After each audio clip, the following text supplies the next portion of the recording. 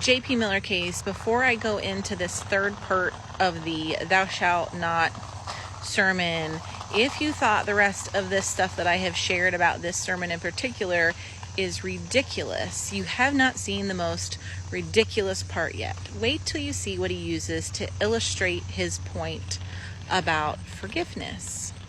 I want to show you a quick video, and then I'm going to tell you one more story, but I want to show you a quick video of someone who who understood the power of forgiveness, and it has to do with a murderer who they called the BTK killer.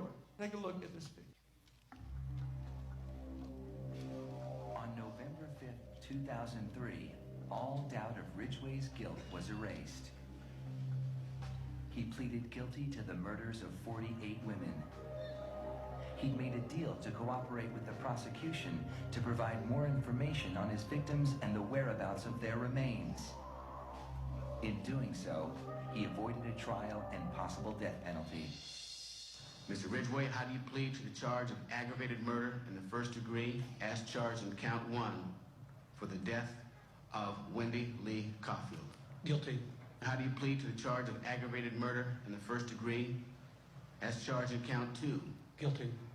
Guilty. Guilty. It's like he didn't have any remorse at all for what he had done. You know, he killed so many people, he didn't remember who they were, what they looked like.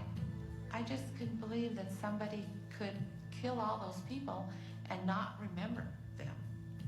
Neither could the angry relatives of his victims, who were invited to speak in court when Ridgway was sentenced to life without parole on December 18, 2003.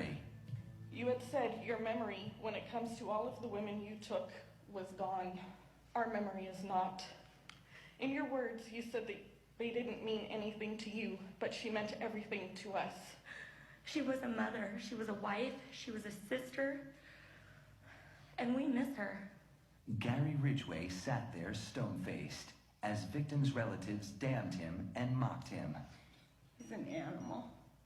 I wish for him to have a long, suffering, cruel death. He's gonna go to hell, and that's where he belongs. But then the emotionless facade finally cracked when the father of one of his victims appeared to surprise him with a dose of human kindness. Mr. Ridgway, there are people here that hate you.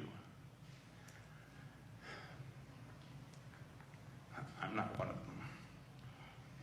You've made it difficult to live up to